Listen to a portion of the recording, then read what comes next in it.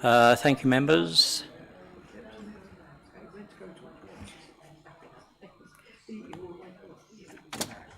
Councillor Shrub. Thank you. You're on. For you then, Norris. Yeah. It is. Good evening, members. Can I welcome you to this Planning Committee meeting on the 20th of July on a very hot evening, not as bad as it was. Earlier in the week I was advised by officers that if any member here wants to take their clothes off in any form, have I got that wrong? They're welcome to, but it's not quite as bad, and also, as I say, you are being live streamed on television, so it's up to you whether you want to be seen or not. So but please feel welcome. I know I'm wearing a tie. If other members want to feel more comfortable, please do. Sorry, Councillor Bayford, were you removing something? No, I'm sitting up here and seeing. No, anyway, I've got to move on. Housekeeping as usual. If the fire alarm is activated, please vacate the offices via the stairs, either through the security door, which is to my right, or the corridor and the stairs but opposite the lifts. Please do not use the lifts. Assemble in Hawley Square Green, and officers will come and collect you when it's deemed safe to come back into the meeting. Filming, is anybody in the public gallery or anyone filming tonight? No, thank you very much. Restriction of mobile phones. I would ask everyone present, please ensure their mobile phones are turned to silent and they are not used to make or receive phone calls in the chamber whilst the meeting is in progress. Members, are there any members speaking who aren't on the committee on under 20.1? I can't see anyone. No, thank you. Public speaking. The following application has been reserved for public speaking. Would members please make a note? Item 5A, which is A01, Workshop 21 Hibernia Street in Ramsgate. Make a note of that. Thank you for that. And moving on again, agenda item 1, apologies for absence. I have apologies for Councillor Paul Moore, and I understand Councillor David, your name's gone, don't worry, David. I should know, shouldn't I? I've done it before. It's just Mr. Wallins, Councillor Wallins. Sorry about that. And also Councillor. I thought so. I'm being hinted here. I think it's the heat getting to it. Councillor Zeki, welcome. I know you've been on planning. I also understand you've had the dreaded. Hope you're feeling better. Agenda item 2, declarations of interests. Any members? There isn't. Thank you. Agenda item 3, minutes of the Planning Committee held on the 15th of June 2022. Do members agree that minutes of the Planning Committee on that date be approved as a correct record? Could I have a proposer, please? Councillor Hart. Seconder, please. Councillor Crittenden here. Thank you. All agree? Thank you. Item agenda 4, which is number 212 Harold Road in Margate. This was in front of you members, you may, I'm sure you recall, previously at the May meeting of this year. I will now ask the planning officer, which is Emma, to outline the report. Thank you. Thank you, Chairman. So just to remind members then, this is the application site outlined in red here. We've got Harold Road on the left-hand side here, Norfolk Road to the east, Eastern Esplanade above. The site lies just outside the conservation area. It lies inside the Cliftonville West renewal area. The site is previously developed land, currently accommodating a garage building, and the site is allocated in the Thanet local plan for housing. So these are just visuals again of the site. So again, just remind members, this is the existing site. So this is the existing garage building with Harold Road to the bottom of the slide here and Norfolk Road to the top of the slide here. And the application site includes this access point here from Norfolk Road. And then this area that extends round here and also this parking area to the left here.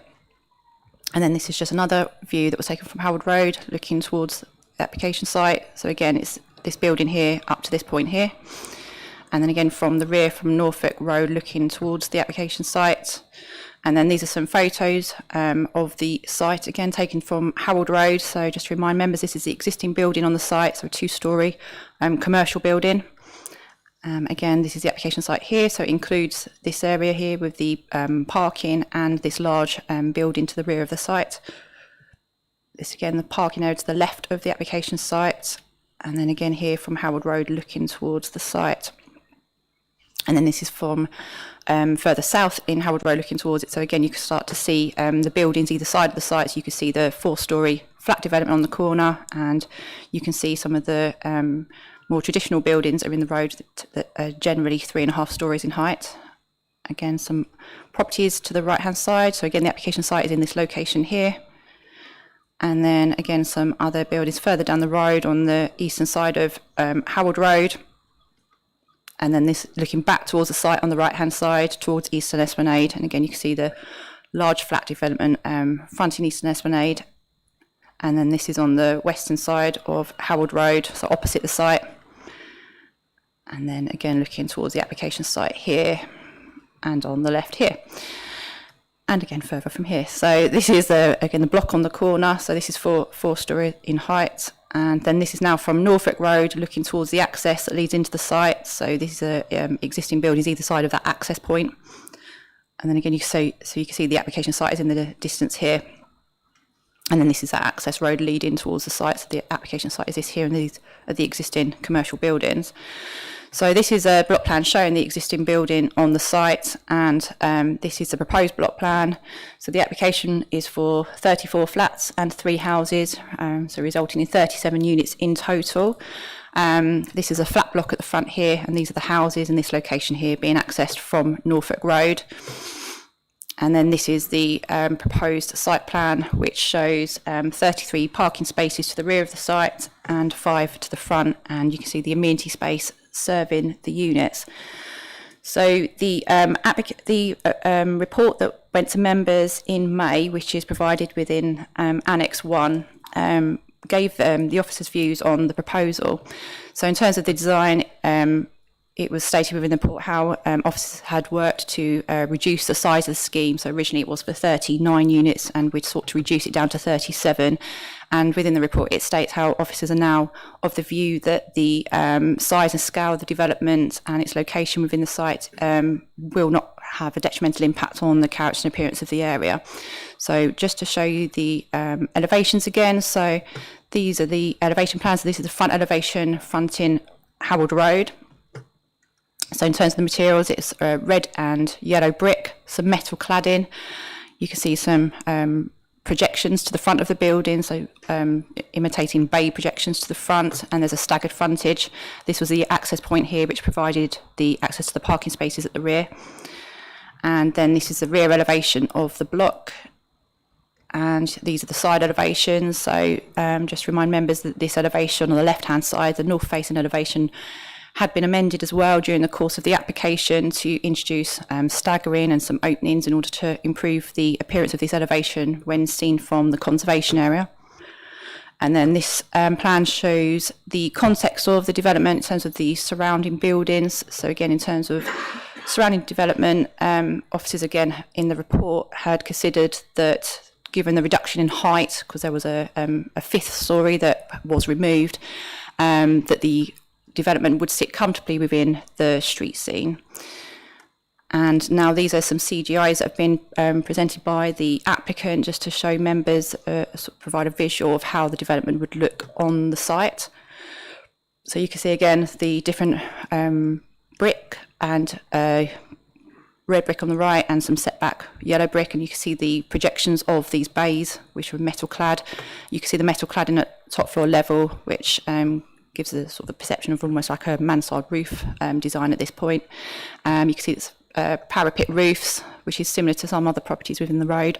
So again, within the report, within Annex 1, officers felt that given the range of different style properties within Harold Road and the scale of properties within Harold Road, that this would sit comfortably within the street scene. This report has been brought back on, given members' view at the previous May meeting. So members raised concerns in terms of the design. They raised concerns with the height, scale and design of the building, and felt there was an intensification of the site that would result in a significantly large scale building that detracted from the character and appearance of the area. Members felt that it didn't reflect the predominantly traditional design present within Harold Road, and that it lacked any character and was quite a large block that would not fit in within the street scene, and therefore members considered that it would not make a positive contribution to the street scene or the quality of the environment. As such, a reason for refusal has been set out within 2.7 of the report, which includes the size, scale, height and design of the development, resulting in an obtrusive and incongruous form of development that fails to relate to the surrounding development or make a positive contribution to the street scene or the quality of the environment. So if members consider this still to be an unacceptable impact on the area due to the design and scale of the building, then this is the reason for refusal that is recommended.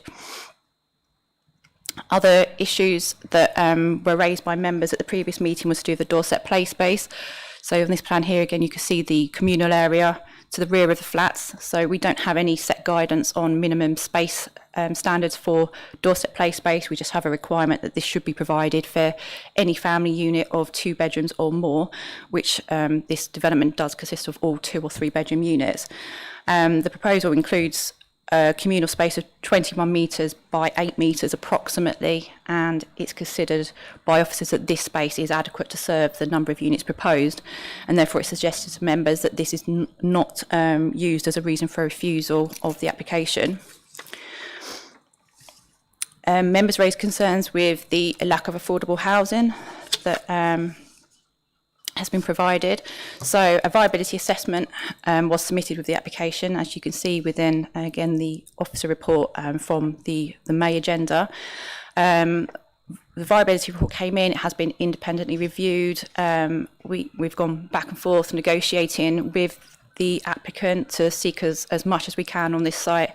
And the result is that, given the fact it is previously developed land containing a garage, it's only viable to develop the site with a contribution of 125,000, which is what the applicant has offered. We have set out within the report how we have intended to split this contribution. So we've proposed that this would actually be split between going towards the medical centre for as requested by the CCG, and a contribution towards special education and towards waste. Resulting in a contribution of £76,877 towards affordable housing. If members felt that this was not a good way of splitting this money, we could look at the full contribution of the £125,000 going towards the affordable housing. But any more than that, and it has been proven through the viability assessment that the site is not viable to come forward for housing development, which is what we want on this site, given the fact it's allocated for housing. So on the basis that we have had that viability assessment, which has been independently reviewed, and it fully justifies the fact that only this is viable on the site for the 125,000 contribution, it is considered that the scheme does comply with policy SB23 of the Thanet local plan, and therefore, again, it's recommended that members do not refuse the application on this reason. Further reasons for refusal have been suggested, which are just technical reasons for refusal on the basis that we don't actually currently have a signed legal agreement to secure the 125,000, the SPA contribution, and so those are recommended as well. So the report sets out the options within section 3. These include 3.1, which is that members could refuse the application on the reasons of the design reason, which I mentioned earlier, and the technical reasons to do with the lack of legal agreement. or 3.2 where members refuse the application for the reasons set out within 3.1 and any additional reasons that members consider suitable, or 3.3 where members defer and delegate the application for approval subject to conditions and the legal agreement, or 3.4 where members propose an alternative motion. Thank you, Chairman. Thank you very much. Given the previous decision by members to consider reasons for refusal, I move the motion at option 3.1 of the report, which would be to refuse the application on the design and the lack of the legal agreement securing the required planning obligations only. I ask the Vice Chairman to please second. I'll second that, Chair. Thank you, Councillor Coleman-Cook. Members. Councillor Orban. Yeah, thank you, Chair. I wasn't here for the previous committee when this was looked at by members. I have to say, I totally agree with the refusal. I think the development is architecturally lacking in quality, Chair. I also think it looks like a school development, to be quite honest, or something like a college development instead of housing. Adjacent to the conservation area. It's bulky, it's not sensitive to the street scene at all, and so therefore I fully endorse the recommendation for refusal. Thank you, Chair. Thank you, Councillor Orban. Councillor Everett. Yeah, I'm happy to be guided by the officers on what the appropriate reasons for refusal are in this case, but I just like to express my frustration really at the recommendation from the officers that a shortfall of 15% on the contribution is not significant enough to warrant it being a ground for refusal. And I accept the accuracy of the advice. I just say it seems a bit ridiculous to me if we say, well, this will be a reasonable, so the report says this will be a reasonable sum, 161,000, but they've offered 138,000 and we can't push them any further. And I accept that may well be the case, but it does seem a bit ridiculous to me. Thank you. Councillor Hart. Thank you, Chair. Sorry for my late arrival. Got caught in the traffic on the seafront, so I do apologise for that. I remember this coming forward to members, actually, and no attempt's been made, as I think I said last time, to even tie in the windows with the other surrounding buildings, the one next to it, so they're all offset. It's an enormous building, I think, for the site. I think, again, this is another case of developers trying to get as much out of the site as physically possible, and I just don't think it's the right setting for the area, so I'm happy to go with refusal. Thank you. Thank you, Councillor Hart. Do I see Councillor Bayford? Thank you, Chair. Just to say that I think in this case, as it's clear that the that members want to refuse the application, we should be guided by the officers to the grounds that we give, because we will have to be very careful that we give ourselves a fair chance in the event of an appeal. Thank you. Thank you. Councillor Keane. Thank you. I also need to apologise for being late because of the traffic on the seafront. Yeah, I was here for the previous discussion and I'm still of a mind that this needs to be refused on the grounds written at 3.1. That seems to sum it up quite nicely.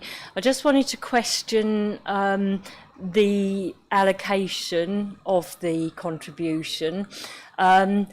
Because often in these applications we are giving money to the CCG, often for the Lyme surgery, and yet I don't see anything happening there. Can you clarify, or can the officers clarify for me, what terms and conditions are around this money given to the CCG? You know, is there any timeline for what it's spent on, when it's spent? So could I just have some clarity on that? Because my view would be that it should all go to affordable housing. Thank you. Emma? So in terms of the request, we do have quite a lot of requests for the same project. Obviously, in terms of you not having actually seen anything happen, it may well be we haven't actually had the money come in. So whilst we may secure it on applications, we obviously have to wait for development to commence before we actually get any of the contributions. When the money comes in, they have 10 years in which to spend that money on a project. as set out within the legal agreement. So in this case, we felt that in terms of the split of the contributions, that because there were concerns raised by residents in terms of additional people and there had been lack of healthcare provision and lack of education, that we thought it would be a reasonable view to actually split the contribution across a range of different forms of infrastructure. So in this case, we've got the special education and the health, and then trying to get a little bit of affordable housing as well. But obviously we don't have anything that sets out our priorities for contribution, so that's just our view on it based on the requests we've received and comments from residents. Yeah, come back, Councillor Keane. Thank you for that clarification. I'm still of a mind that, I mean, the special educational needs is slightly different, but that I would like to see the rest of the money go to affordable housing, because the big problem with services such as GPs is not the building, it is the GPs, and that money wouldn't go towards that. Thank you. Thank you. I don't see any other members wishing to speak, so members, I'm going to put this to you. You have the option in front of you. I put this motion for refusal as stated in 3.1 to the vote. Those in favour of that motion, please show. Sorry, hands down. As I'm asking that the money is split differently, does that need to be incorporated in what we vote on? Oh,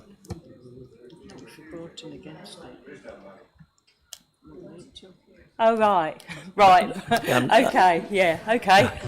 Okay, I It's think... hot. I know. You understand, Councillor? Yes, okay. Thank you, officers there. Right, once again, I put this motion to you, 3.1, which is for refusal. Those in favour of that option, please show their hands. That to me looks unanimous. Thank you, members. There's no one against and no abstentions. Right, that motion is in favour. Please excuse me while I come back to Ian. Just move on. It's done. I thought it was. Thank you for that, members. Agenda item 5, this is a schedule of planning applications for public speaking. And also note in your diaries, any site visits will be on Friday the 5th of August at 9:30 normally. Agenda item 5A, which is the application for approval, the workshop at 21 Hibernia Street in Ramsgate. Speaking in favour of this application is Mr. Clay. I think we have Mr. Clay there. You have 3 minutes, Mr. Clay. Thank you, Chair. Hi, I'm Mike, one of the owners of 21 Hibernia Street. We're a small local development company with family in Ramsgate and are committed to delivering quality and design, which includes intelligent use of space. The aesthetic design of this development proposal has been congratulated by Ramsgate Town Council and others during the consultation, which is an important consideration on a site within a conservation area. By thoughtful design, we've transformed 2 flats and a disused commercial space into 8 livable units without needing to significantly extend the building. An additional storey has been achieved with minimal visible height increase and by adding rear dormer windows. The additional space has meant that the overall building footprint can decrease, allowing for new private gardens at ground level and reducing the existing overshadowing of neighbouring properties. There will be a net improvement to the daylight experienced by the adjacent property. A terraced amenity space will be moved further from neighbours' bedroom windows and drainage to the site will be improved. All units meet or exceed minimum floor space and floor-to-ceiling standards. There are a mix of 1-bedroom, 2-bedroom flats and also a studio flat that gives something more affordable and adheres to the new space standards that have only applied to office to residential conversions since 2020. As such, the studio unit will be larger of most of the existing stock in the area. The layout also demonstrates a good use of space with plenty of built-in storage. New dormers are 18 metres away from the dormers opposite, which is the standard measure for acceptability of facing windows, and this matches the dormers at neighbouring Albion Court and the bedroom windows on Hibernia Street. Some concerns of overdevelopment expressed during consultation appear to be in relation to parking. We present the scheme as car-free, which is now commonplace for town centre developments across the county and is in line with national policy to promote walking, cycling and public transport and to reduce reliance on the private motor car. We'd be happy to agree to a condition requiring the flat to be marketed as car-free and to make it clear to future residents that there is no on-street or off-street parking provision in the area. In a no development scenario, the 2 existing flats have no parking provision and the commercial space could either be brought back into use or could be converted to residential use under prior approval without planning permission, which has the potential for more traffic and greater parking stress. However, the reality is that car ownership for new residents is not practical and certainly should not be encouraged. The Council's Highway Department is in agreement with this point and has raised no objection to the proposal. A common issue for all development is construction access, but in this instance is recognised as a planning consideration due to the narrow streets. A construction management plan would be put therefore in place to manage this. A large bin store has been included in the scheme, which has been sized in accordance with Thanet's guidance, and for a property such as this, the refuse collectors will have a key to the bin store to empty the bins and return them to the store without having them to be left on the street. In summary, the development proposal has been extremely well considered and will deliver a high-quality development of a characterful building in need of care and attention. It will positively contribute towards the conservation area and will meet a demand in line with the strategic housing market assessment on a brownfield town centre site where all planning policy at national and local level expects development to be optimised. The proposal is fully policy compliant and as such the officer's recommendation should be upheld. Thank you very much. Thank you very much, Mr. Clay. I hand over to Mr. Livingston to give the report, please. Thank you, Chair. The site is outlined in red on the screen. So as mentioned, it's an existing workshop on ground floor with 2 two-bed flats. So the proposal is to extend the building and convert it into 6 one-bed and 2 two-bed flats, so 8 units in total. So as mentioned, the site is in the conservation area. This is an aerial photograph just showing the context of the site. And this is the building itself. So this is the elevation, as you can see from the sign that's on the building, the Hibernia Street elevation. On the left-hand side of the image is the Cottage Road elevation.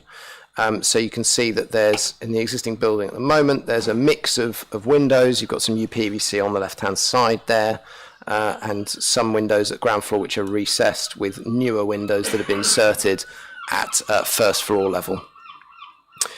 So you can also see in this image that you've got some flint work that's been painted over, which comes up to just below the top of the windows at ground floor on the Hibernia Street elevation. Then you've got painted brickwork above, but you've got sort of painted render almost on the left-hand side on the frontage that fronts Cottage Road.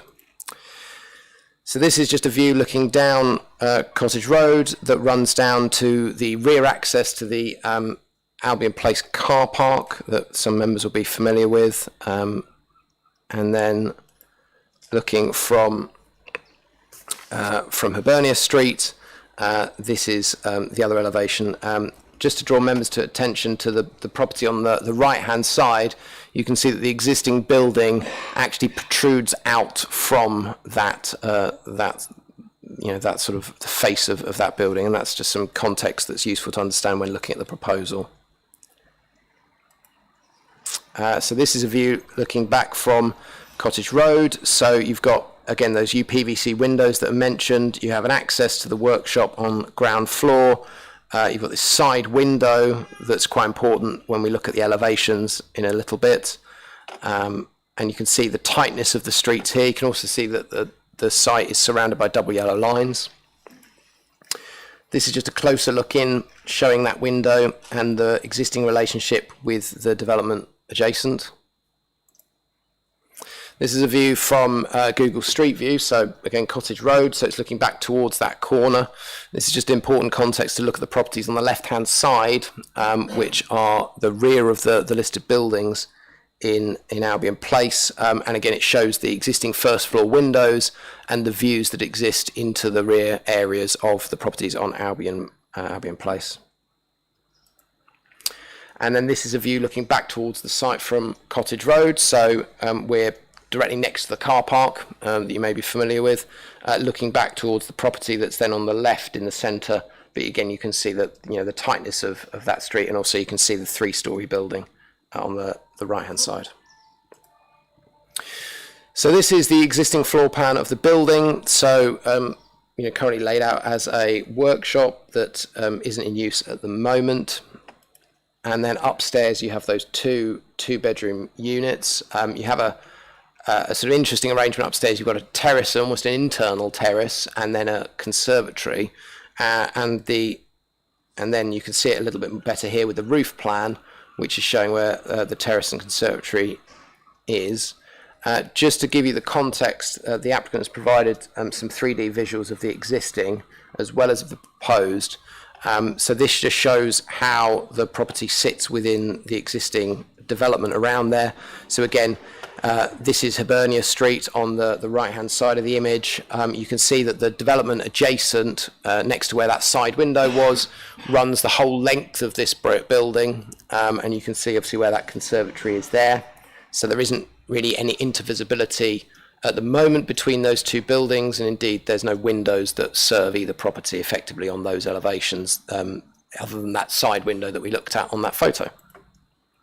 And this just confirms that. So this is showing the rear view, so you can see the conservatory, you can see the rear of the properties on Hibernia Street which are adjacent, as well as the relationship with the deep building in the middle of the image that you can see that's adjacent on Cottage Road. So just to quickly run through the existing elevations. So this is the elevation on Cottage Road. This is the elevation as it is now on Hibernia Street. This is the existing side, so this is the sort of internal elevation when you're looking almost from within the building adjacent on Hibernia Street, and you can see the conservatory is in the right hand side. And then this is the elevation that faces the development next door. So you can see it's just a blank face at the moment, because obviously it's next to a existing blank face.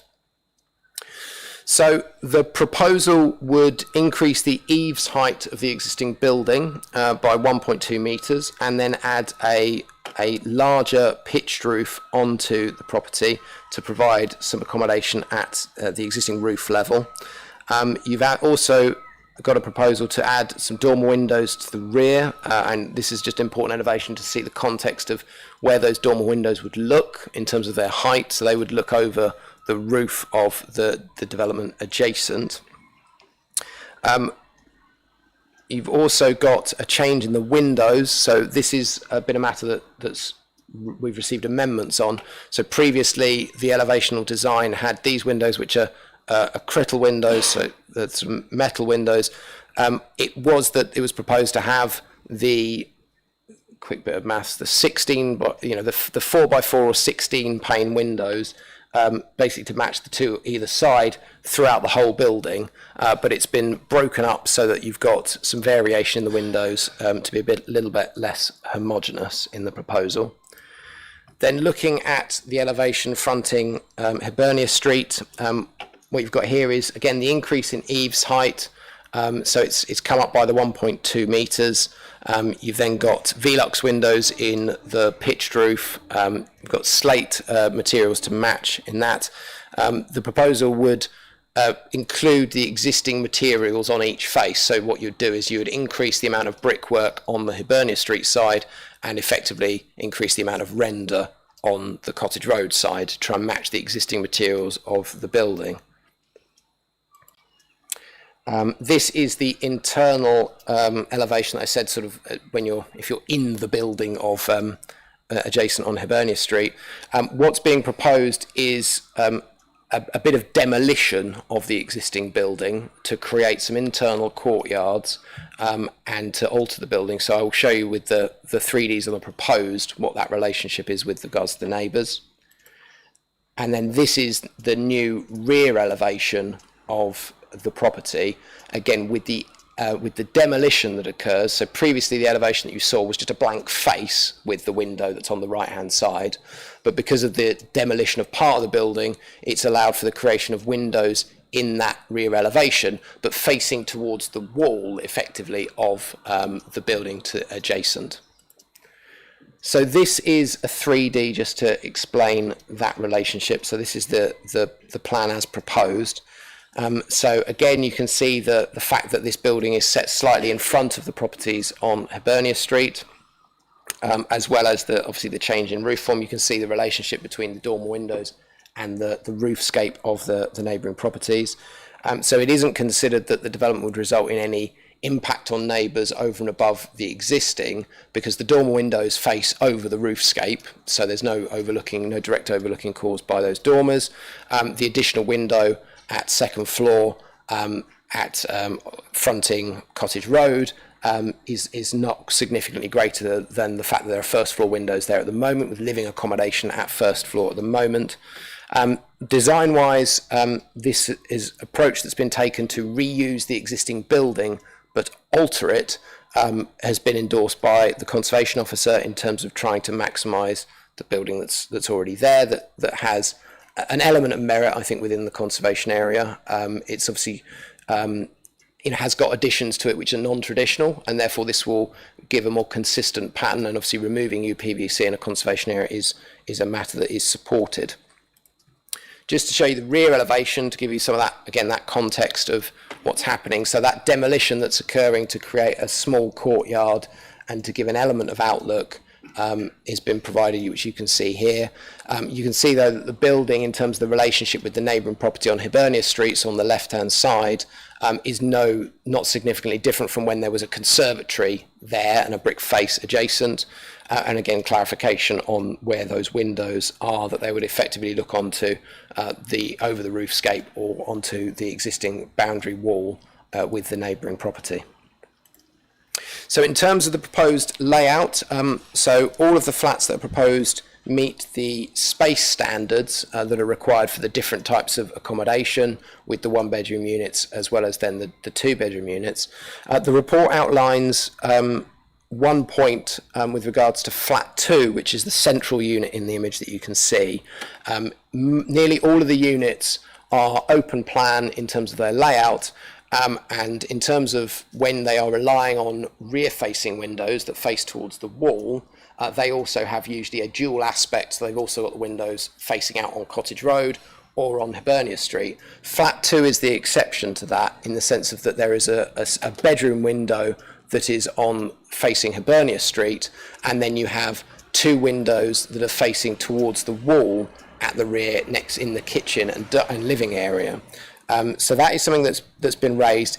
In our view, because of the size of that unit and the open plan nature of that main area, as well as the fact that actually that's the unit that has an external terrace, which obviously is being created for this unit, it's not considered that unit, by virtue of that restricted outlook, is insufficient in terms of quality when assessed against QDO3 in terms of the living conditions for new properties. It's worth noting on this plan as well, mention's been made of the bin storage. So in the top left of the image that you can see there, you've got the bin store, which is effectively reusing that access to the workshop that's been mentioned. So that's a direct access in terms of both collection and storage point being the same. You've also got a central, excuse me, a central communal access, which includes some bike stores as well.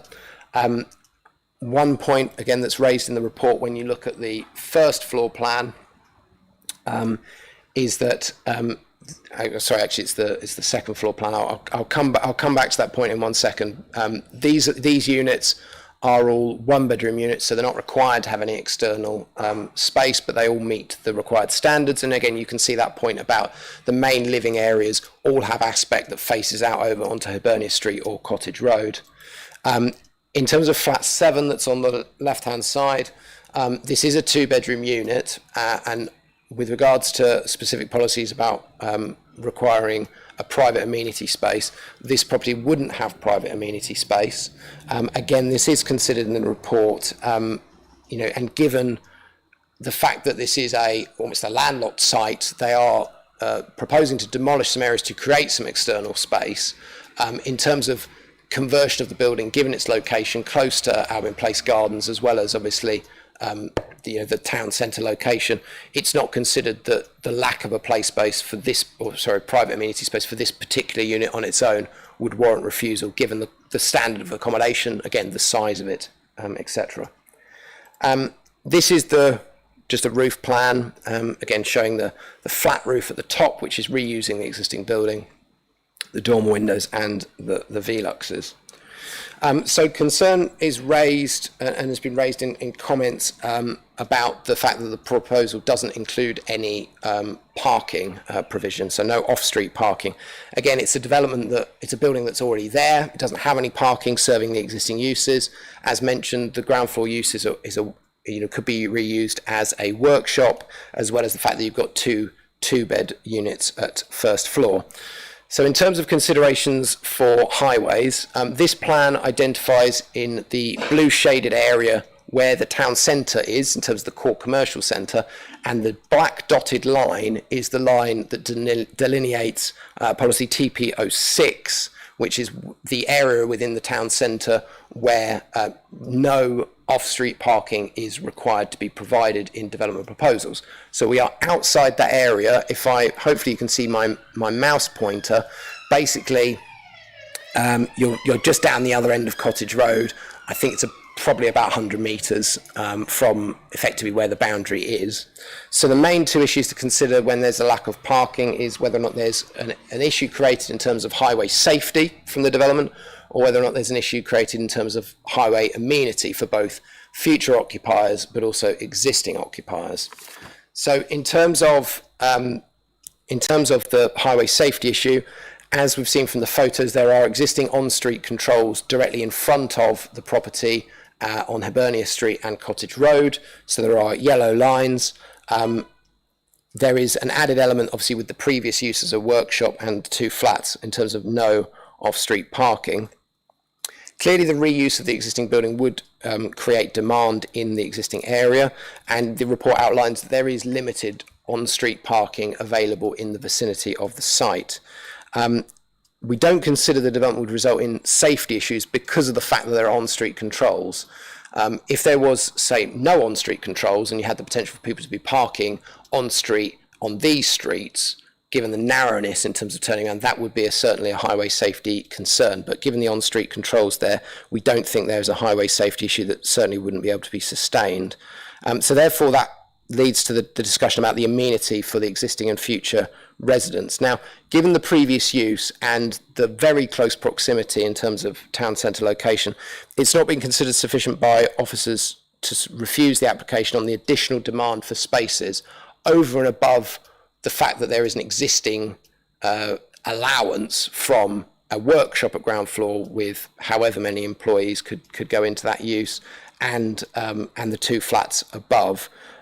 There is also any impact or concern about impact has to be weighed against the benefits of the fact that this is developing a brownfield site for residential units which meet the sufficient standards in terms of sizes, as well as the improvements that are made to the conservation area. In this instance, a unilateral undertaking has already been provided to secure the contribution from these additional units to the special protection area and the SAMS project, and therefore the application is recommended for approval with subject to the safeguarding conditions as outlined. Thank you, Chair. Thank you very much, Ian. I move the officer's recommendation, which, as you understand, is for approval. Vice Chair, please second. I'll second that, Chair. Thank you, Councillor Coleman-Cook. Members. Councillor Orban. Yeah, thank you, Chair. As a ward councillor here, with my colleague Councillor Crittenden, I know that she has concerns about parking, and she will no doubt speak that. I'm preempting her, sorry. It's been told off. The design, I think, absolutely fits in there with the conservation area. I think that the design is good. There is certainly a need for 1-bedroom flats. As I said, it's a sensitive design that fits in, I believe. Especially altering the buildings to fit in the much needed accommodation. So overall, Chairman, even though there might be parking issues at some time in the future, I thoroughly support this application. Thank you, Chair. Thank you very much, Councillor Orban. Councillor Crittenden. Thank you. Well, it was me that called it in. I will start by saying that I actually think that changing the use from factory to residential is appropriate, and I do very much like the architectural design. But I am concerned, along with the other surrounding residents, about the impact on parking. I appreciate what KCC's advice is, and I appreciate what the developer has said about advertising this as a site with no parking available. But we do, and Councillor Alban will know, we do have considerable problems in this area, in the surrounding roads. There is no parking here. Our waste services also have considerable problems with often missed bin collections because people are in the surrounding roads trying to squeeze into every available space. The park in Camden Square, La Belle Alliance Square, is increasingly being parked on because there is nowhere else. And around Arklow Square, which is also just off of here, there are cars parking all four wheels on the pavement. And I say that just to give an example of just how severe it is in this area. It's one of the areas that was behind the motion that I brought some while ago with regard to having a parking review effectively across the whole of Thanet, because this area is just outside of the King Street area, where we've had a number of new developments. All of those developments are within the restricted area for no requirement for parking. But they have had quite a considerable impact on the surrounding areas. And my concern with it just remains that we are increasing it from 2 units to 8. And whilst we can say these are units with no parking, we actually have no control over the people who buy the property or move into it at a later date. And parking really is a very severe issue in this area. And that's the point that I wanted members to consider. Thank you for that, Councillor Crittenden. Councillor Hart. Thank you, Chair. The gentleman who put forward the proposal, very well spoken, got in time as well, said that Ramsgate Town Council congratulates the applicant on the appearance. Well, I totally agree with Ramsgate Town Council. I think it looks lovely. But he didn't carry on to say that they feel it's overdeveloped, etc. So I think he's missed a point there. But I do feel this is a good use of space. However, I do agree with Councillor Crittenden that there's no parking. You cannot guarantee somebody who buys a house doesn't have a car. And if they say it's only going to be people who haven't got a car, they lie and just say, well, I haven't got a car, and then put one into the car parking. Yellow lines are wonderful. They're the absolute superb thing to have around a building. It means you can't park. They're only as good as the enforcement officers who walk the area. So it doesn't really matter what lines you put down. If they're not enforced, it makes no difference at all. And I know the road's tight. It's a difficult one, this, because I think you can't guarantee who's going to buy a property at all. And I think that if you've got this many flats in them, some of them are going to want a car. And I think the issue we have is there's zero parking. And with regards to, you saying that this was a workshop, etc. People who worked in the workshop could quite probably just park their car inside it. It's big enough, it's got garage doors. So there might have been spaces for people to actually park inside.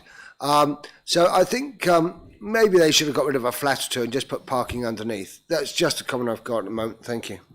Thank you, Councillor. I'll bring back Ian on that, your points. So in terms of the potential for the existing building to accommodate parking, or the proposed building, both existing and proposed.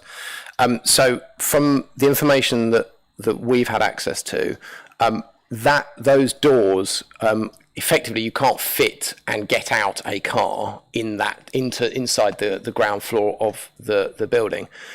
I just want to draw members' attention to another point, which is in the report about the impact on the conservation area. If actually what you have to do is, get parking on site, by whatever means, actually how safe that would be. One, in terms of if you're putting a vehicle, say, for example, if you're looking at the image that's there, and you look at that area, which is the flat roof area, the 2-storey bit, if you were to demolish that to, say, get a single parking space into the development, and you reduce the number of units by 1, say, to do that, you wouldn't get any sufficient visibility to be able to pull out of that access because it's so tight around there. So providing actual parking on site it would actually increase a problem with highway safety in our view. Plus then there's the consideration of what you would do in terms of the conservation area, which the aim of a lot of policies in the conservation area, including TP06, is basically saying that off-street parking in a conservation area doesn't actually reflect the historic character. So to create that, you potentially are even doing some detriment to it. I do accept the point that what you're doing is increasing the number of residential properties here, but we think that with offsetting the fact that there is a workshop at ground floor, there would potentially be a net increase in demand for parking in the area. That's not disputed, and obviously we cannot, as you say, control who has a car and who doesn't. Even if they're marketed in a certain way, it does not stop or prohibit someone from buying a car. But given that number, given the existing use, and given the fact that there are the on-street controls in the area, and it's very centrally located, we certainly don't consider that any refusal on grounds of lack of on-street parking lack of parking could be sustained given the benefits of the scheme, in our view, that is. Thank you, Chair. Thank you very much, Ian. Councillor Bayford. Thank you, Chair. Yeah, the limited parking in town areas is a national policy. We very desperately need properties of this kind. These are well designed, they fit very, very nicely into the space, complement the conservation area. I think that it would be unlikely that someone who drives a car would want to live there, to be honest. They know the situation. If they do, then they will have to manage that. But I think that it would not be a good enough reason to refuse this application. I'm very happy to support it. Thank you. Thank you. Councillor Everett. Yeah, I'd like to join the congratulations to the developer actually on the design, because I think it's a wholly appropriate design for the location. I think it's a nice looking building and an improvement obviously on the state of what is there at the moment. I think we perhaps lose sight slightly when we talk about the car issue of the fact that, I mean, those narrow streets clearly are not of a modern design and we wouldn't create them now, but the fact they're there is part of Ramsgate's charm and what's protected in the conservation area, and they're very important to Ramsgate. So I think it is inevitable that there will be people who live in those flats who will have cars, and that will add to the problem.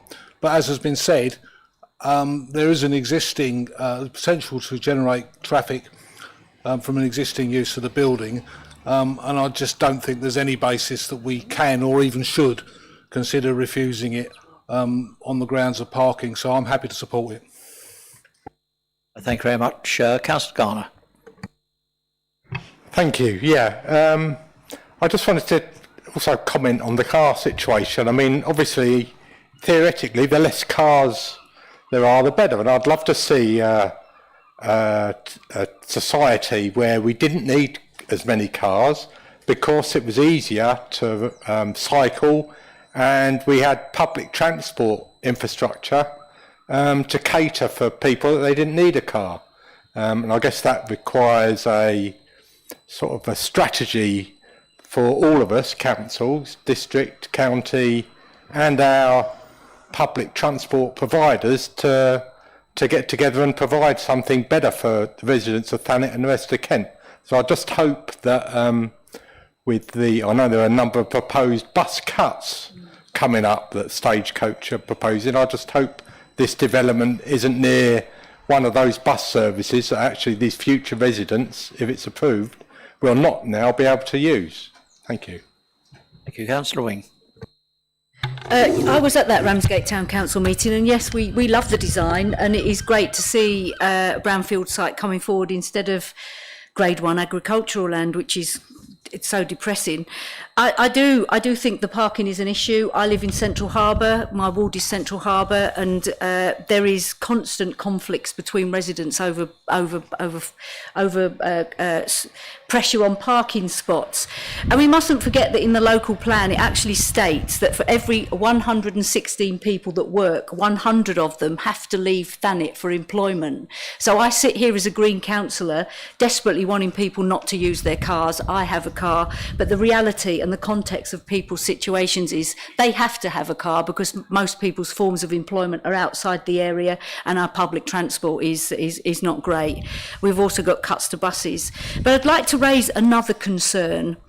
With the 2-bedroomed flats, the likelihood is that is going to be a family, so there will be kids. And I've got quite strong concerns over some of the flats having no outdoor space, not even a small balcony to sit on, not even a small play area combined to it. I know you can walk down the road and you're on the beach within 4 or 5 minutes, but that does concern me that on some of the flats on the I think it's the top 2, there is. The top one, there is very little outdoor space, and if they're 2-bedroom flats, then they're going to have children there. So I think it's overdevelopment. We clearly said that at Ramsgate Town Council. I'd like to see the reduction of 2 flats, which would obviously reduce the pressure on parking and also maybe create a situation where there could be more outdoor space for people.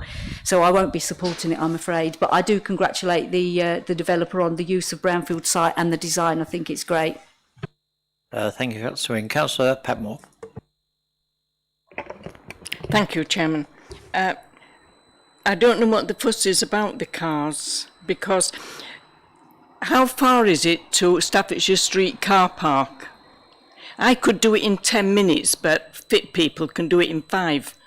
So it's not an issue as far as I can see. And also, it's just come up about children playing. It's almost next door to Albion Gardens.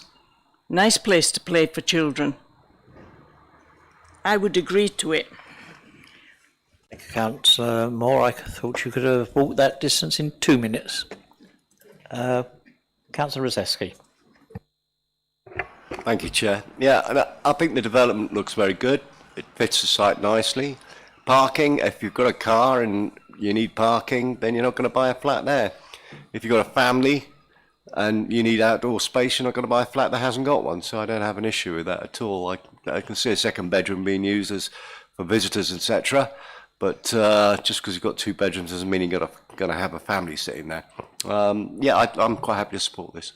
Thank you. Did you indicate, do you want to come back, Councillor Hart? Yeah, just a quick question, Chair. Ian did indicate earlier on where all the bikes were going to go, and he didn't actually come back to that. If you could just tell us how many bikes are being able to park, thank you. Yes, well, I'd love to show you, but I'm having a bit of technical issues with the Chromecast at the moment. But whilst it's on here, very quickly, I'm going to show you that it's the ground floor. So you've got the access, the communal access on Hibernia Street, right in the centre there. Goes in, and then if you go past the staircase, basically you've got the bike store internally from that communal space there. So it's got capacity for it's 1, 2, 3, 4, 5. I think it's certainly at least a space per unit. If not, actually, it's probably about 10 for the 8, basically. Thank you, Ian. Okay, members. I think once again that's been debated very well. I'm going to put this to yourselves to vote. Which is for approval. So those in favour, could they show hands, please? Those against? Any abstentions? That is carried. Thank you very much, members. Thank you. Right, that concludes public speaking for this meeting. I'm going to ask Gabriella, clerk, she would read out the only item left. If there is any member wishes to speak on that, please could they show the hand. Thank you. Yes. That's what I've is Councillor Hart, is that personal or no? That's fair enough. Okay, I'll get Gabriella to call it out first of all, and we'll agree to it, and then you can say what you like within reason. Thank you. 5B D02 15 Park Lane, Birchington. Thank you, Gabriella. You sure? Yeah, I think so, Chair. Right, thank you very much. Okay, I'm going to pass that over to yourself, Ian. Thank you. Thank you, Chair. As I just mentioned, if the screen goes off for whatever reason, we might have to just have a short adjournment to just reset the system, but hopefully it will persist and carry on. Okay. So the site in question is outlined in red on Park Lane in Birchington. So the proposal is for the erection of a part 2-storey, part single-storey building, including 6 flats, so 5 one-bed and 1 2-bed flat, following demolition of the existing single-storey building. So this is an aerial image of the site. You'll see that the existing single-storey building, where the mouse pointer is set forward of the predominant building line on Park Lane to the south. I just go down and just to show you then the context. So there's number 15 set forward. So the red line that you can see there denotes the conservation area. So to the north of that red line, you're in the conservation area in Birching. To the south of it, you're outside. So the site is pretty much adjacent to the conservation area. There's a footpath, the public footpath that runs along the side of the site, but you're pretty much adjacent to the conservation area. So this is the site in question.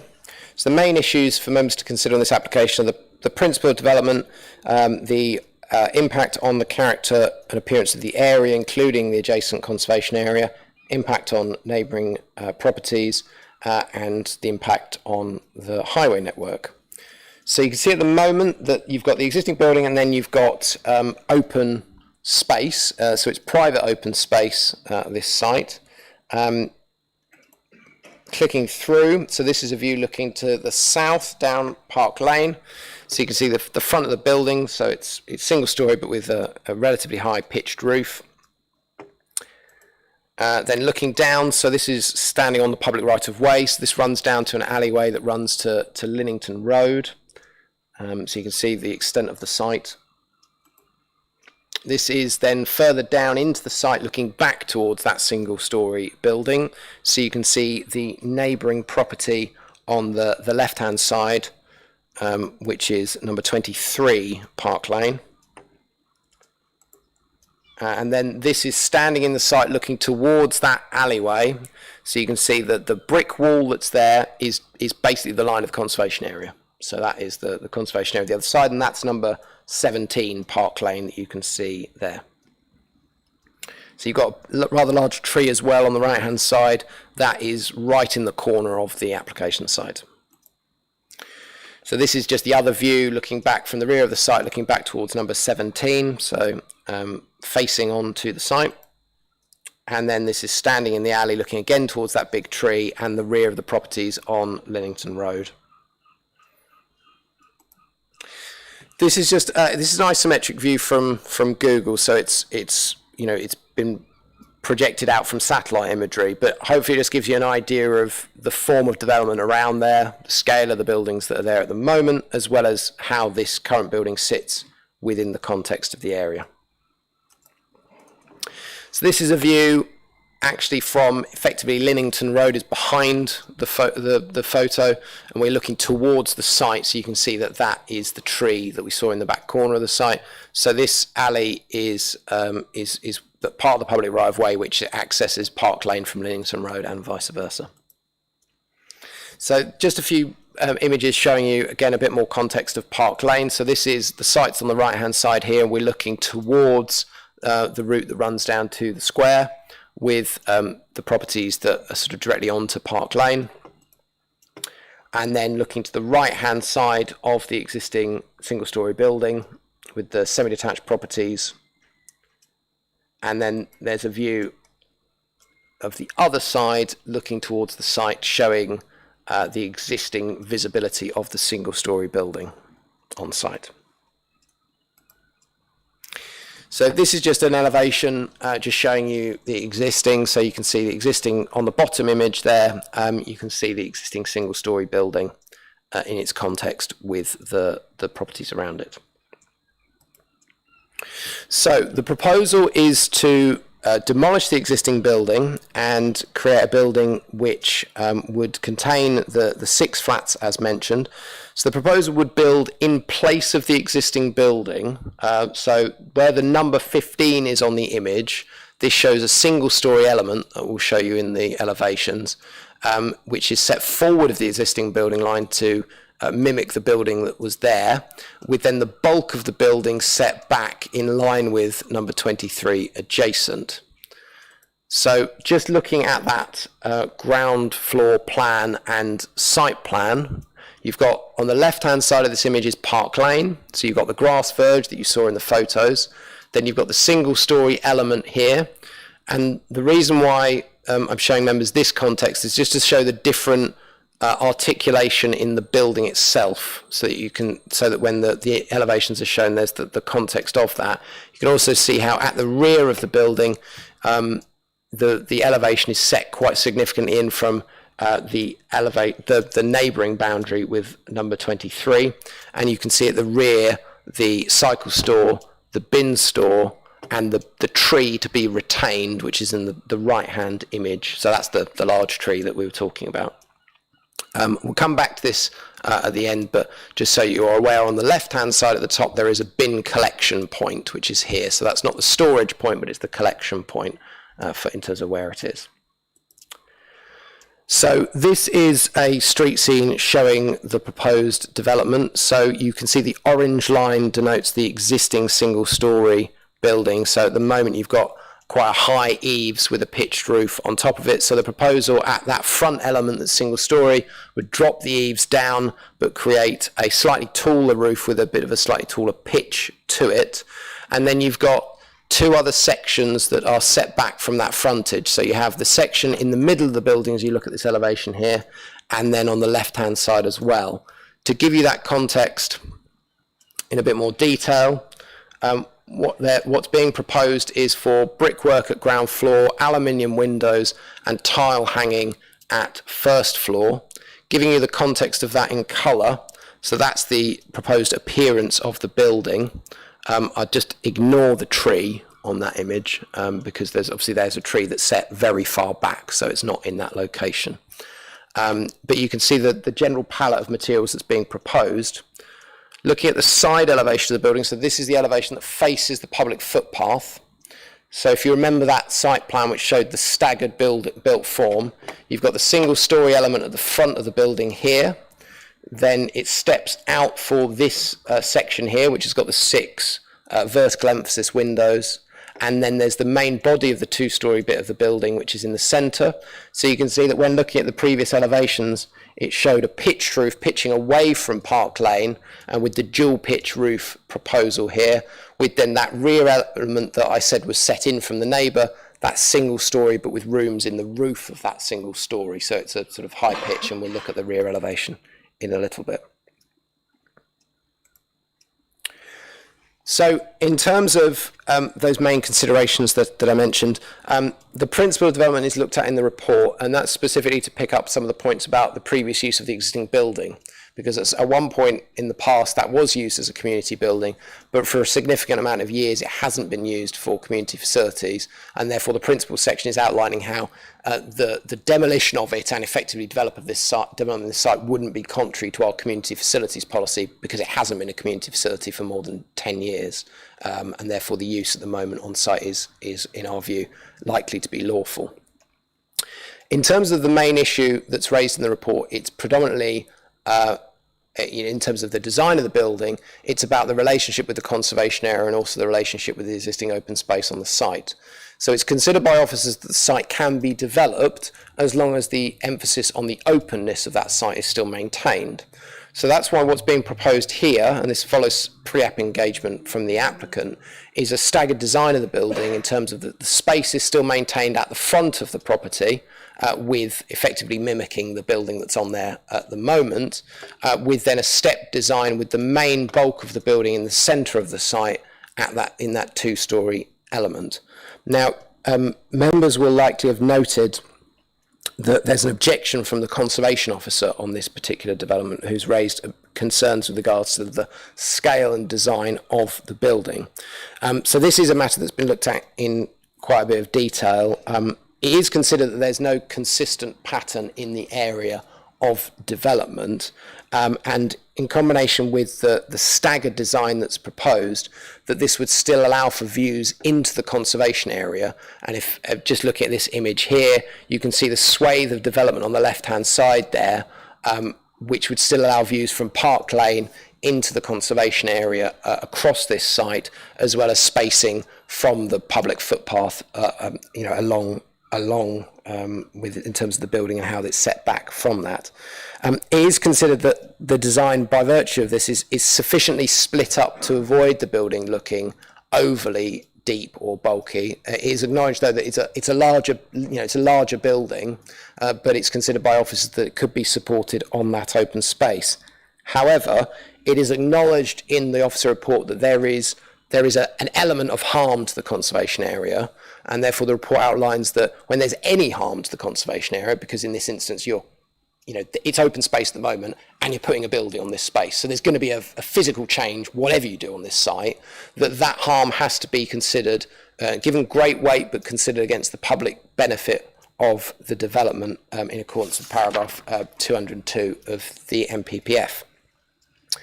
So just going through the floor plans of the development, as with the previous scheme that we were looking at earlier, all of the required space standards for these units have been met. There's one 2-bed unit, which is the unit at the rear. So again, just to give members the context, the left-hand side of this image is where Park Lane is. The public footpath runs along the top of the image, effectively.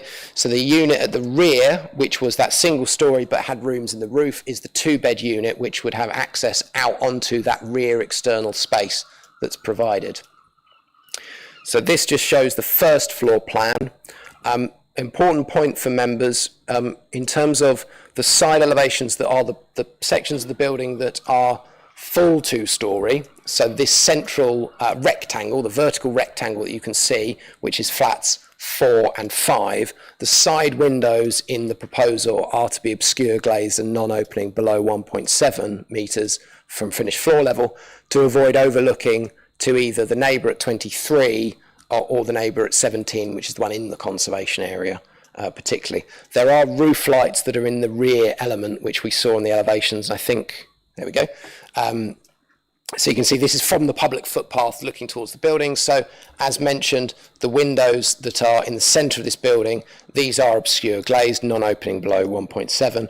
The Velux windows are not considered to result in significant overlooking to the neighbour on 17 Park Lane. There is an element of it's not a private space, and we can look at the photos again if members wish, at the front of number 17, but we consider with the obscure glazing of the windows on the side and with the Veluxes, in terms of them being clear glazed, that it would be sufficient to protect the immunity of neighbours. In terms of just giving you that more detail about where the Veluxes are, this is the roof plan. Again, Park Lane on the left, public footpath on the top of the image. So again, it's showing that roof form, again, how the building has been broken up in terms of the design. And then these are the other 2 elevations of the building. So what you have is at the top, the side elevation that faces towards number 23 Park Lane. And I'll show you the context of what's actually how that sits with the neighbour. But again, the top image there has these 2 windows here, both of which are to be obscure glazed and non-opening below 1.7 metres.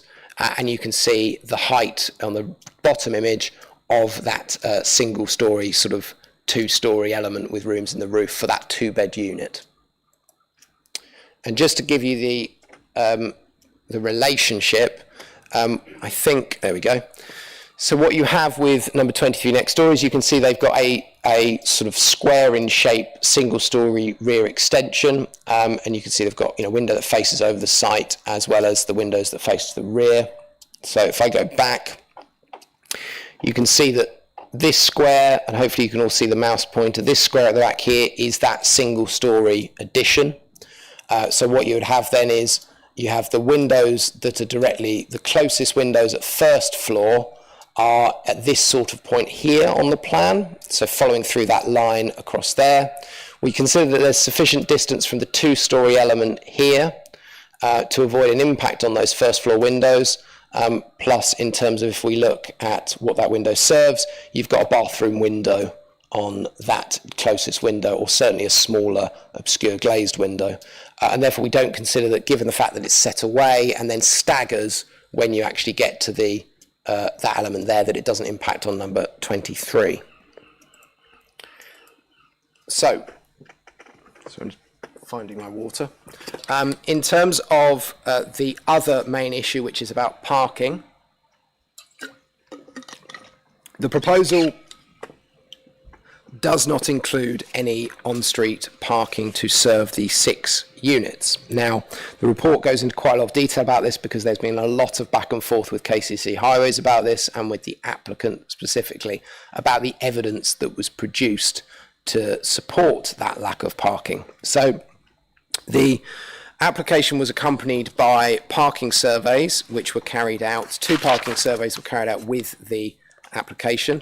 KCC Highways raised concerns that that wasn't sufficient in terms of an assessment of the parking availability in the area, and therefore they asked for an additional survey to be carried out. The context of the site is similar, but I must admit slightly different from the last one. It is considered that it's a highly sustainable location. So again, you're less than 100 metres from the square in Birchington and the bus routes in and out of the district. You're less than the 800 metres that's normally the rule of thumb for walking distance to a station. So you're less than 800 metres from a station. So in terms of both what we would consider and certainly what an inspector would consider, it is a highly sustainable location. In terms of the lack of parking, obviously I think everyone is aware of Park Lane in Birchington, and therefore one of our main concerns was about, well, what are the on-street controls in that area? And what is the parking provision in the wider area? So what the applicant has done is provide those 3 parking surveys, the last of which KCC requested, basically requested an overnight survey. So the other surveys that were provided were in the daytime. But obviously the key here is, where do people park their cars at night? So the survey was carried out between 12:20 and 1 a.m.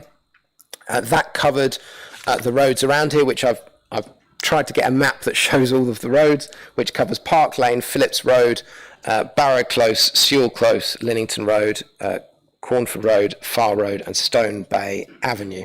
Now the methodology for that parking survey that's been included is from a methodology that's been produced by Lambeth Council, which KCC have agreed would be an appropriate methodology. And what that looks at is effectively a 200 metre walking distance. That's not a radius of 200 metres, it's actually walking from one point to another to look at the areas around there and whether or not there's sufficient parking.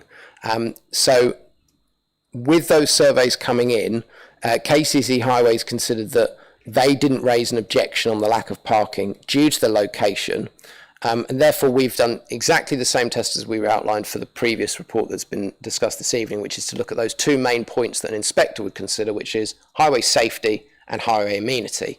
Highway safety wise, one of the initial issues that was raised is whether or not a parking area could be provided at the front of the site. And obviously you've got grass verge there. Concerns raised about any major new access or parking on at that point because of queuing traffic back from Park Lane, effectively. And you already have on-street controls along Park Lane with bays further up. I'm going to have to go back in the photos, sorry members, give me 1 second. I think, it's right at the beginning, isn't it? Just hopefully I've got, there we go. So you have no parking directly in front of the site, yellow lines, and then you've got parking bays which are denoted further down where you've got the terrace rows, and you can see there how heavily parked that area is. So there is limited parking available there. However, as the report goes into and as the evidence that's been produced goes into, the roads around there, especially connected via the public footpath to Linnington Road, has more availability both overnight and in the day in terms of the parking spaces that are available, with a potential that's been put forward for 58 spaces within that 200 metre walking distance from the site, which has then informed KCC's view that an objection in their view wouldn't be able to be sustained given the location and the lack of parking. There is also the fact that there's a public footpath next to this site, and you'll see that there's a comment from KCC Public Rights of Way. Some concern has been raised about the proposed hedgerows that are being proposed, or any sort of boundary treatment, there we go, along the public footpath. It's not been considered sufficient to need to control the planting other than through a landscaping condition. And obviously what's being proposed through the landscaping is to provide additional tree planting at the front of the site and throughout the site. We don't have the species to be planted. That's why there's a proposal for a landscaping condition to be put on the application if approved. And obviously, as mentioned then, also to get the details of that planting that's to occur along the boundary. So in this application, there is the requirement for a SAMS contribution. As outlined in the report, we don't have the unilateral undertaking, so therefore the recommendation is to defer and delegate the application for approval, subject to the receipt of a legal agreement which would secure that contribution within 6 months of receipt. Thank you, Chair. Thank you very much, Ian. Once again, I move the officer's recommendation, which you heard is defer and delegate for approval. Vice Chair, please second. I'll second that, Chair. Members.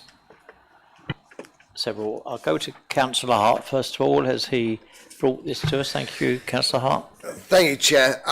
I can't tell you the number of people who have come and complained to me about this scheme, who I've always just turned around and said, just go to planning, and put your complaints in. I don't think it's a bad looking scheme. Let's be fair about it. I think it fits the area quite nicely. I have no objection to it in that respect. The main concern I have with this is the fact that there is zero parking. And I know it's an issue that we bang our drum on all the time, but the Park Lane is absolutely appalling. It's one huge bottleneck in Birchington. And the fact that I don't believe there's 58 spaces, overnight in that 200 metre walking distance, because you can't park, you can't even tell it. Well, I've tried to tow around there and you can't even get around some of the corners sometimes. It's absolutely appalling. And I think that this is just a total overdevelopment. And I think that as a planning committee, we should be looking at this at a more holistic approach to this sort of development, in as much as we've got to look at what goes on in the local area. As Ian pointed out, further down Park Lane, you can park opposite or next to the houses that are on the left-hand side going out of the village. So they all put in, but that's not been carried on to the end of there, which you could do, but it hasn't been done. Disadvantage to that is obviously, as Ian said, you have the bottleneck and the private path there. But it could be done in a way where if you reduce the amount of properties on there, you could put some sort of parking or a parking turn in there somewhere for people to get in. And I think that the belief that people aren't going to have a car and live in this area and just cause even more chaos is just beyond belief, really. I mean, I just think it's overdevelopment. I think it's a nice looking building, but overdevelopment, and I think the lack of parking is just shocking. Just shocking, Chair. Thank you. Thank you. I'm going to bring back Ian. I have got you down, Councillor Bayford. I think it was just to reinforce the issue of the concern that was raised about an access from the front of the site is effectively the concern about that relationship with the existing highway. So I absolutely agree with your point. And if members, feel like there are too many units and that creates too much parking, then obviously it's something about potentially about the design of the scheme. But the issue here is that there isn't, in our view, a way that you can develop this site and provide parking on site that would be safe. I think that's the problem, because of creating an access at the front, given its location. But obviously, the 6 units comes with an amount of parking that's potentially going to be created in the area. Yeah, if I can come back, Chair, I totally agree with you, Ian. Totally agree. There's no argument about that at all. But if you put a pair of semis on there, then you would have adequate parking. It could be put at the back of, you could have parking at the front and as you say, they still have a nice garden, like the rest of the properties in that road. There's no other flats in that road that per se are on the main road. There's a couple down the side roads in the newer part. But I think it's a shame that people are just trying to get as much money out of a site as they can. Put a pair of semis on there and you can get the parking and you can still get the houses. Thank you. Thank you, Councillor Hart. Councillor Bayford. Councillor Bayford, did you go? Sorry, Chair. I know it's the heat. Well, I'm afraid I disagree. I think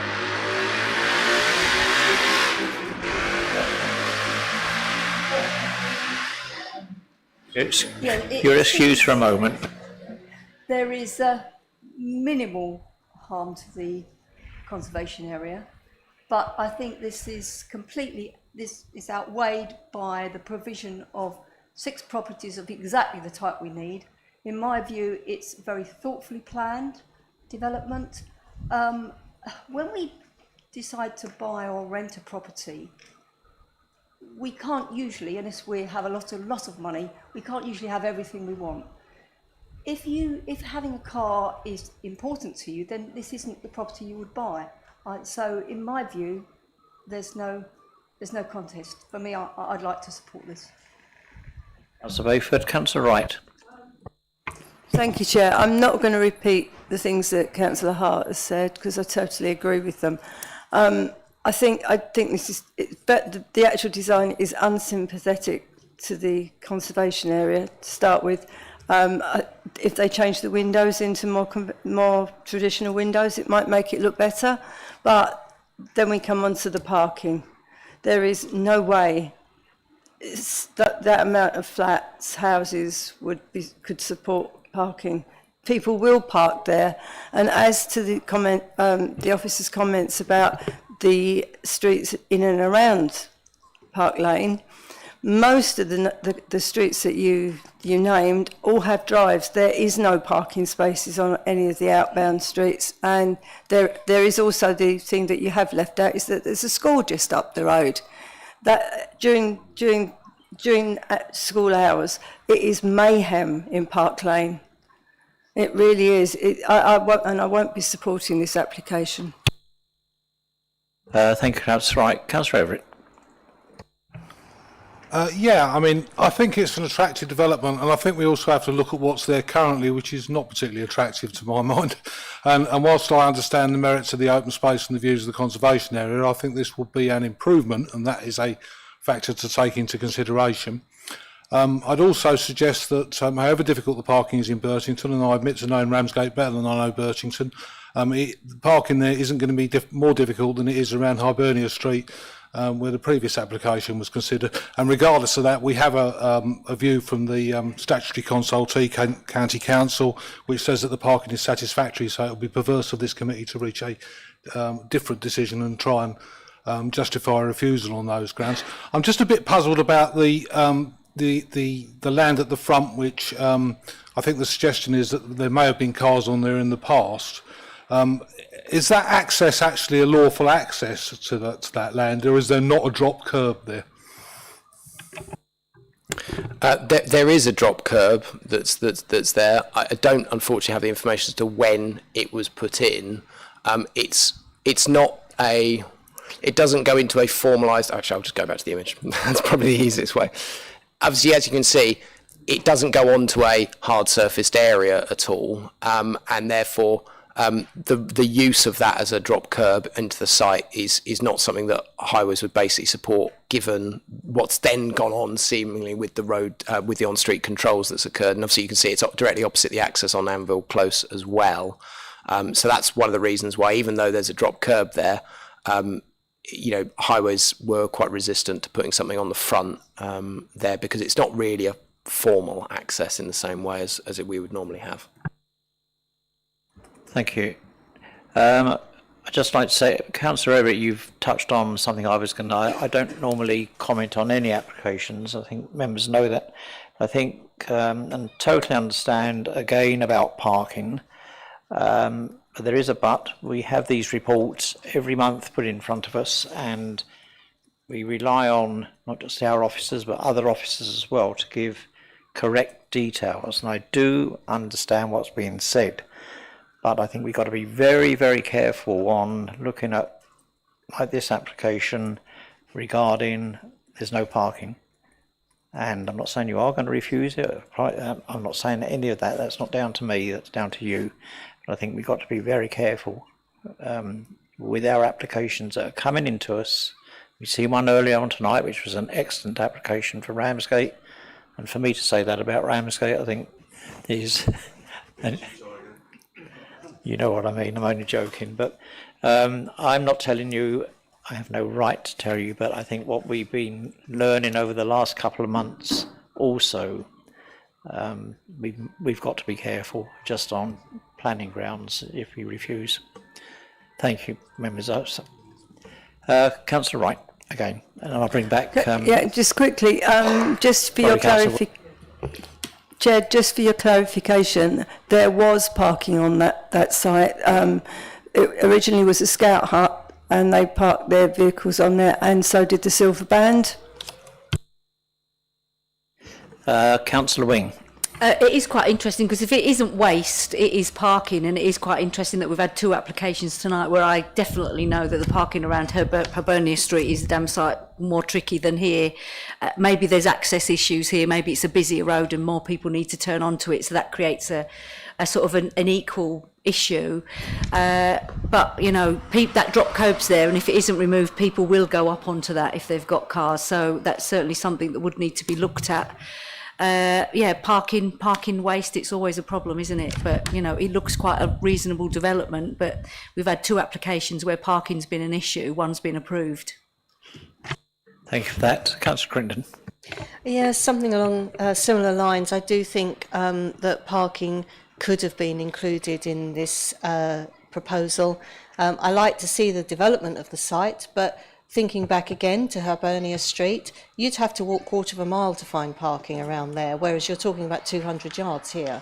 You know, it does seem rather ironic. But I also do know that junction quite well, and it isn't a safe junction as you're coming down this road.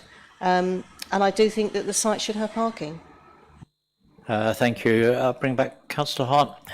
Thank you, Chair. As you know, I'm not happy about this development, but if it does go through, can we actually have something that puts into place that the pavement as you look at that picture, where the houses are, there's a pavement, and as you can see, people just walk across a dirt path to get to the cut through into the alleyway, which goes on to, is it Linksfield or something like that, the estate at the back? Can't remember the name of it. Yeah, Linnington Road. Yeah, that's the one. Thank you. But if it does get approved, can we make sure that the developer actually carries on a path that goes through, so there is access and safe access to that path? Because otherwise, people are going to be pushed across the road to get across to actually go or walk across their land. And I think we've got to look at it. And as Linda quite rightly said, you know, that drop curb has been used many a time, especially because it was used as a carpet storage as well for one of the shops in the village, I think it was. And he used to park his van down the side. They've all used that drop curb, Silver Band as well, and I mean, they played there for years. So it has been used for parking, and it's never really been that much of an issue. And I just think, you know, if we're going to use this site, I mean, we're going to agree for it, which some members here are inclined to do. We've got to make it safe for pedestrians, and we've got to put a path in. Thank you, Chair. Thank you. Fair point. Thank you, Councillor Hart. Ian. Thank you, and I appreciate that point. So I'm going to take the footpath first, then I just want to come back on the drop curb again. This is something that actually has been looked at, because initially the proposal included a footpath across the front of that grass verge as part of the proposal, and then additional information was requested by KCC, but the applicant didn't provide that information, and therefore the actual proposal to put a footpath in was removed by the applicant from the front. Now, the issue here is it would clearly be a positive benefit to have a footpath, but the problem is, without providing it, doesn't automatically lead to a highway safety issue, because at the moment, obviously it's a current situation where people that are walking down one side of Park Lane would then be potentially walking out, and for development for people on this site, they would be able to walk out directly onto the public footpath, which is next to the site, so they're not walking out effectively onto Park Lane, if you see what I mean. So I absolutely agree with your point. It would be definitely beneficial to have a footpath there, but we can't require it with basically planning backing to get it, because it's not a reason for refusal to not provide it. But if I may, on the drop curb, because this has come up quite a bit, I must admit, I hold my hands up. I have potentially made an error in not requiring an additional condition on this application that's before members, because normally what we would do is remove effectively a redundant vehicle crossover or remove the drop curb. And so I apologise about that. And I'm doing it live, but I'm going to ask the chairman whether or not, if he's so minded, and the vice chair who seconded the motion will be so minded, to potentially add a condition which would require that the redundant vehicular crossover is removed prior to occupation of these units. And again, I appreciate it may be that still members don't feel it's appropriate to not have any parking, but I think in terms of a concern about the grass verge at the front of this site being used for parking, and obviously Highways saying that they've raised an issue with actually, even though I take your point, it's been used in the past for parking, but this would be 6 flats, potentially unauthorised parking on that front area, which is supposed to be a landscape grass verge, that I think it's prudent to remove that crossover before occupation. So if the chairman's so minded to add that condition onto the existing motion and amend the motion. Thank you. And yes, don't kick me. We'll be over there tomorrow morning digging it up. Yes, I do agree, and I will put that proposal forward, and I'm sure the Vice Chair will second. I'll second that, Chair. Members agree? Well, yeah, right, okay, no. Sorry, yeah, we'll come to the motion. Sorry, okay. Keep blaming. Okay, members, do you wish to speak any more? No? Okay, I'm going to put this to the vote to you, which is defer and delegate. Could those in favour please show, and that is including what I've just suggested, that Mr Livingston goes over and removes the drop curb tomorrow morning. So those in favour of this development? Those against? Abstentions? No, that's carried. Thank you very much, members. Thank you. That concludes tonight's meeting. Thank you very much. Next meeting will be on August the 20th. I do have an apology already for that meeting. Take care of yourselves in this heat, and thank you very much.